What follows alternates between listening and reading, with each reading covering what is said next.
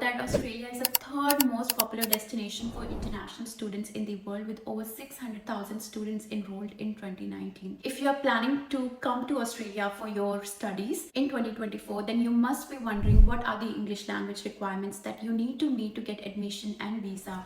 Well, you are not alone. Many international students face the same challenge and confusion when they plan to study in Australia. That's why in this video I'll explain everything you need to know about the English language requirements for different levels of study, such as bachelor's and master's degree. I will also tell you what are the different English language tests that you can take, why they are required, what are the minimum scores that you need to achieve. By the end of this video, you will have a clear idea of how to prepare for the English language tests and how to improve your chances of getting accepted into your dream course and university in Australia.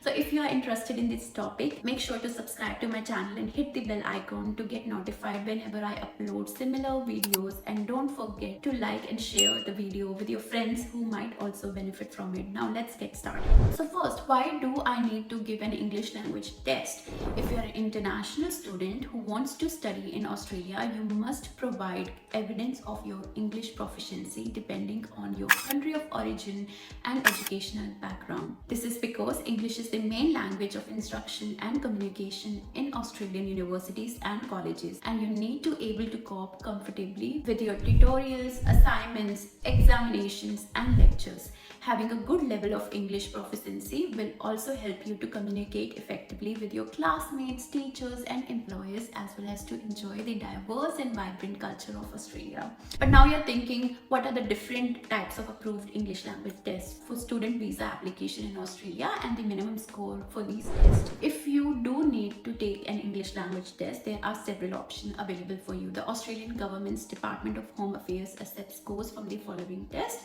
undertaken at a secure test center for English language visa requirements. The first test that I'm going to touch base on is the International English Language Testing System, IELTS, which assess your listening, reading, writing and speaking skills on a scale of 1 to 9. And the next test is the TOEFL, which is known as the Test of English as a Foreign Language. This is a test that measures your ability to use and understand English in an academic test. The TOEFL is an internet-based test that consists of 4 sections, just like IELTS: reading, listening, speaking and writing. Now move to PTE, the Pearson Test of English, which is a computer-based test that evaluates your real-life English skills in an academic context. The PTE academic has 3 parts: speaking and writing, reading and listening. The Cambridge English is another one. CAE, which is also known as C1 Advanced, is a test that certifies your high-level English skills for academic and professional purposes. CAE has 4 parts: reading,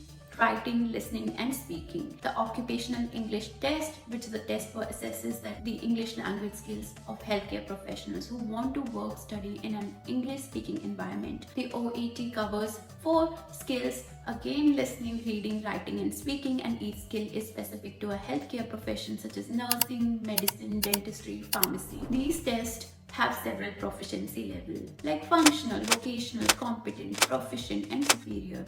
The level of English that you need to demonstrate depends on the type and level of course that you want to study. For example, if you want to study a bachelor's degree, you usually need to have at least a competent level of English, which means that you need to score at least 6 for each component of IELTS or equivalent scores in other tests or in other sections. If you want to study a master's degree, you usually need to have at least a proficient level of English, which means that you need to score at least 7 for each component of IELTS or equivalent scores in other tests. However, these are general requirements for student visa applications, and some universities and courses may have higher or lower English language requirements. Therefore, it is important that you check the specific requirements for the course and the university that you want to apply for, as they may vary depending on the field of study, the duration of the course and the level of academic challenge. You can find the English language requirement for different courses and universities on their websites, or you can contact them directly for more information. To choose the best test for you, you should consider several factors such as preferred test format, your availability and location, your budget and time, and your strengths and weaknesses. You should also research the test content, structure and scoring system, and taking some practice tests to familiarize yourself with the test and identify your areas of improvement. You can find more information about each test on their official website. You can also take some online courses, practice tests, or join a language school in your country or in Australia to prepare for the test you choose. Now moving on to how can you prepare for these tests. Once you have decided which test to take, you should prepare well for it by practicing your English skills, familiarizing yourself with the test structure and content, and taking some mock test or sample questions. You can find a lot of free and paid resources online to help you with your test preparations, such as books, courses, apps, websites, podcasts, videos, etc. You can also join some online communities or forum where you can interact with other test takers and share your tips and experiences. Here are some suggestions on how to prepare for each test. For IELTS, you can visit the official website to find out more about the test format, scoring, registration, and preparation materials. You can also download the IELTS Prep app to access practice test tips, quiz, and videos. You can also check out some YouTube channels such as IELTS List, IELTS Advantage that offer useful advice and strategies for each section of the test. For PTE Academic, you can visit the official website to get more information about the test structure, scoring, booking, and preparation resources. You can also use the PTE Academic official practice app to access practice test, feedback, and scoring. You can also follow some YouTube channels such as E2, PTE Academic, and PTE Tutorials that offer useful tips and tricks for each section of the test. I used PTE exam practice AP Uni app when I was preparing for the exam last year. For CAE, you can visit the official website to find out more about the test content, result, registration, and preparation materials. You can use the Cambridge English Write and Improve tool to practice your writing skills and get feedback. You can also watch some YouTube videos such as Cambridge English and CAE exam tips